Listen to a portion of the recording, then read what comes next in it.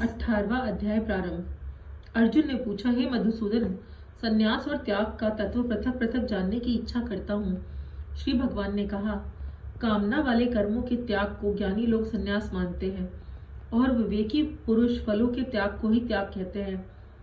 कोई पंडित दोष युक्त जानकर कर्म को त्यागना उचित समझते हैं, तो कुछ लोग यज्ञ, दान और तप आदि कर्मों को न छोड़ने को त्याग बताते हैं। हे भारत, त्याग के विषय में हमारा निश्चय जो है वह सुनो।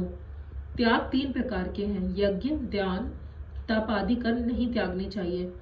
वे अवश्य करने योग्य हैं, क्योंकि ये तीनों ज्ञानियों को पवित्र करते हैं। ये सब कर्म आसक्ति और फल को त्याग कर करने चाहिए। मेरा निश्चय मत यही है जो उत्तम है। अपने अनियमित कर्मों का त्याग उचित नहीं।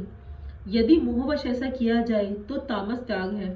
कर्म दुखप्रद है। यह विचार कर शरीर के क्लेश के भय से जो त्याग कहता है, उसे त्याग का फल नहीं मिलता। यह राजस त्याग है। हे अर्जुन, अपना कर्म अवश्य करने योग्य है। फल तथा आसक्ति को त्याग कर जो किया जाता है, वह कर्म सात्विक है। जो दुखदायक कर्म से द्वेष नहीं करता और सुखदायक कर्म से प्रीति नहीं करता, वह त्यागी सत्यशील बुद्धिमान मुक्ति के योग्य है। देहधारी संपूर्ण कर्मों का त्याग नहीं कर सकता। कर्मफल त्याग कर कर्म करने वाला त्यागी है। कर्मफल 3 प्रकार के हैं, अनिष्ट, इष्ट, मिश्र। जो त्याग नहीं करते उनको मरने के पीछे मिलते हैं, योगियों को कभी नहीं मिलते। शरीर, वाणी और मन से भला या बुरा जो काम आरंभ किया जाता है, उसके 5 कारण हैं। ऐसा होने पर भी जो केवल आत्मा को करता जानता है, वह दुर्मत कुछ नहीं जानता। जिसको यह अहंकार नहीं है कि मैं करता हूँ, जिसकी बुद्धि कर्मों से लिप्त नहीं है, वह मनुष्य प्राणियों को मारकर भी उनको नहीं मारता है और उनमें नहीं बनता। ज्ञान, ज्ञेय और ज्ञाता, ये तीनों ही कर्म के प्रेरक हैं। कारण, कर्म और कर्ता, ये तीनों कर्म के साधन हैं। सांख्य शास्त्र में ज्ञान, कर्म और कर्ता, ये सात्विक गुणों के 3 भेद हैं। इनको भी सुनो। जो सब भिन्न भिन्न प्राणियों में अविनाशी अविभक्त सत्ता को देखता है, वह ज्ञान सात्विक कहलाता है। जिस ज्ञान से प्राणियों में नाना प्रकार की सत्ताएं दिखती है, उसको राजस ज्ञान जानो। ऐसा ज्ञान जिसमें बिना कारण और तत्वार्थ के कारण एक ही कार्य में लगा रहे और अल्प और तामस है। फल की इच्छा न करके नियत किया जाता है, सात्विक है। जो फल की इच्छा से और अहंकार से बड़े यत्न से किया जाता है, वह कर्म राजस है। जो कर्म परिणाम धन का खर्च कर दूसरे की पीड़ा और अपना पुरुषार्थ न जानकर मोहवश किया जाता है, वह तामस कहलाता है। संग से रहित अहंकार, धैर्य और उत्साह युक्त सिद्धि और असिद्धि में समान जो रहता है, वह सात्विक करता है। रोग युक्त फल का इच्छुक, लोभी, हिंसक, अपवित्र, हर्ष, शोक से युक्त राजस कर्ता कहलाता है। चंचल चित्त वाला नीच, मूर्ख, दूसरों की बुराई करने वाला, आलसी, विवादी और दीर्घ सूत्री राजस कर्ता कहता है। हे धनंजय, गुणों की तरह बुद्धि और धैर्य के भी 3 भेद हैं। उनको विस्तार से कहता हूं, सुनो। प्रवृत्ति, कर्तव्य और अकर्तव्य, भय और अभय, बंधन व मोक्ष को जो जानता है, वह सात्विकी है। हे पार्थ, जिससे धर्म और अधर्म, कर्तव्य अकर्तव्य ठीक निश्चित नहीं होता, वह राजसी बुद्धि है। हे पार्थ, जिस ज्ञान से ढकी बुद्धि करके मनुष्य अधर्म को मानता है, वह तामसी है। हे पार्थ, एकाग्रचित्र होने से इधर उधर ना डिगने वाली जिस धृति के द्वारा मन, प्राण और इंद्रियों की क्रिया ठीक चलती है, वह धृति सात्विकी है।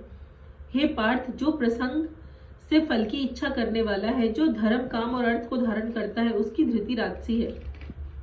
हे पार्थ, जिस धृति से मूर्ख जन निद्रा, भय, शोक, विवाद और मद को नहीं त्यागते, वह तामसी वृत्ति है। हे भारत, 3 प्रकार के सुखों को सुनो। जो अभ्यास से चित्त रमता है, दुख का अंत हो जाता है, वही सुख सात्विक है। जो आरंभ में विष के समान और अंत में अमृत के समान होता है। जो सुख आरंभ में अमृत तुल्य और अंत में विष के सदृश विषयों और इंद्रियों के संयोग से होता है, उसे राजस कहते हैं। जो सुख आदि अंत दोनों मनुष्य में मोह में फंसता है, वह नींद और आलस प्रमाद से उत्पन्न होता है, वही तामस है। प्रकृति के इन 3 गुणों से अलग कोई वस्तु आकाश, पाताल, देवलोक में नहीं है। हे परंतप, ब्राह्मण, क्षत्रिय, वैश्य और शूद्रों के कर्म स्वाभाविक गुणों से बटे हुए हैं।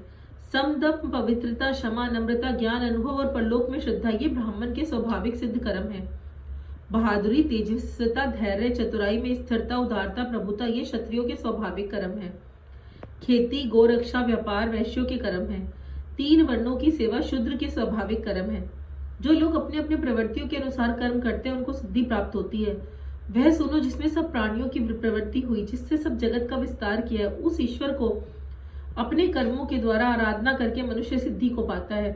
दूसरे उत्तम धर्म से अपना धर्म ही श्रेष्ठ है। स्वाभाविक कर्म करने से पाप नहीं लगता।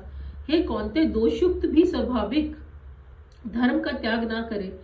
सर्वत्र आसक्ति को छोड़ने वाला, आत्मा को जीतने वाला, इच्छा रहित मनुष्य संन्यास के द्वारा सर्व कर्म निवृत्ति रूप परम सिद्ध को पाता है। हे अर्जुन, इस प्रकार का पुरुष शुद्धि को पाता है, फिर किस तरह ब्रह्म को प्राप्त होता है, सो मुझसे सुनो। यही इस ज्ञान की परानिष्ठा है।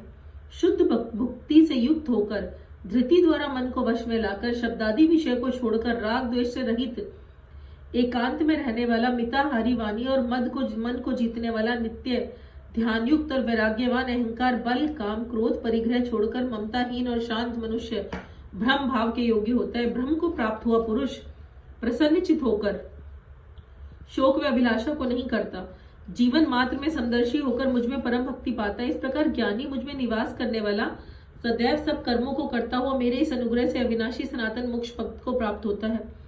वैसा ही ठीक जानता है। तदनंतर तत्व से मुझको जानकर मुझ में ही प्रवेश करता है। सावधानी से अपना मन मुझ में स्थिर कर, मुझ में सब कर्मों को अर्पण कर, बुद्धि योग के आश्रय से निरंतर अपने चित्त को मुझ में लगा दे। मेरे में चित्र लगाकर मेरी कृपा से सब दुर्गम दुष्टों को कष्टों से तर जाएगा और अहंकार से मेरी बात सुनोगे तो नष्ट हो जाओगे। यदि अहंकार का आश्रय लेकर युद्ध नहीं करूंगा ऐसा मानते हो तो तुम्हारा निश्चय झूठा है, क्योंकि स्वभाव तुम्हें युद्ध में लगावेगा। हे कौन्तेय, अब जिस कर्म को तुम मुंह से नहीं करना चाहते वही अपने स्वाभाविक कर्म में बंधा हुआ होकर बेबस करेगा। हे अर्जुन, प्राणियों के हृदय में स्थिर ईश्वर उनको माया से इस प्रकार भ्रमा रहा है मानो सब यंत्र पर चढ़े हैं। हे भारत, सब भावों से उसी की कृपा से परम शांति और मुक्ति को पाओगे। वह गूढ़ से गूढ़ ज्ञान मैंने तुम्हें कहा है, इसे भली भांति विचार करो, जैसा चाहते हो वैसा करो। सबसे गूढ़ वचन को सुनो, क्योंकि तू मेरा परम मित्र है। इससे तेरे से हित को कहूंगा। मुझ में मन लगाओ, मेरे भक्त हो, मेरा यज्ञ करो, मुझे नमस्कार करो। इस प्रकार मुझे पालोगे तो मैं सत्य प्रतिज्ञा करता हूँ कि तुम मेरे मित्र हो। सब धर्मों को छोड़कर केवल मेरी शरण में आओ, मैं तुम्हें सब पापों से छुड़ा दूंगा। सोच ना करो, यह मेरा रहस्य है। ऐसे पुरुष से जो मेरा तप ना करता हो, मेरा भक्त ना हो, सेवक ना हो, मेरा निंदक हो, कभी ना कहना चाहिए। जो इस परम गुप्त को मेरे भक्तों में प्रकट करेगा वह मेरी परम भक्ति को पाकर अनंत में निश्चय ही मुझ में लीन हो जाएगा। इससे मेरे अधिक प्यारा काम करने वाला मनुष्यों में कोई दूसरा नहीं होगा, उससे बढ़कर मुझे कोई प्यारा नहीं होगा। हमारे इस धर्म संवाद को जो कोई पढ़ेगा मैं समझूंगा उसने ज्ञान यज्ञ से मेरी पूजा की।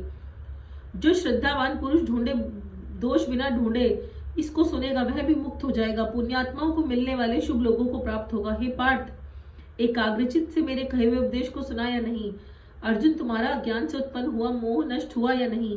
अर्जुन ने कहा, हे भगवान, मैं आपकी कृपा से मेरा मोह नष्ट हो गया, स्मृति प्राप्त हुई। निसंदेह आपकी आज्ञा से मैं स्थित हूँ और जैसा आपने कहा वैसा ही करूंगा। संजय कहते हैं, धृतराष्ट्र, मैंने व्यास जी की कृपा से साक्षात योगेश्वर श्री कृष्ण के मुख से इस परम गुप्त संवाद को सुना। हे राजन, श्री कृष्ण और अर्जुन के इस अद्भुत पुण्य कारक संवाद को स्मरण करके मैं बारंबार प्रसन्न होता हूँ। श्री कृष्ण भगवान के उस अद्भुत रूप का स्मरण करके मुझे बड़ा ही विस्मय हो रहा है। हे राजन, मेरी ऐसी धारणा है जहाँ योगेश्वर श्री कृष्ण जी हैं और जहाँ पार्थ धनुषधारी हैं वही राज, लक्ष्मी, विजय, ऐश्वर्य और अटल नीति है। जय श्री कृष्ण।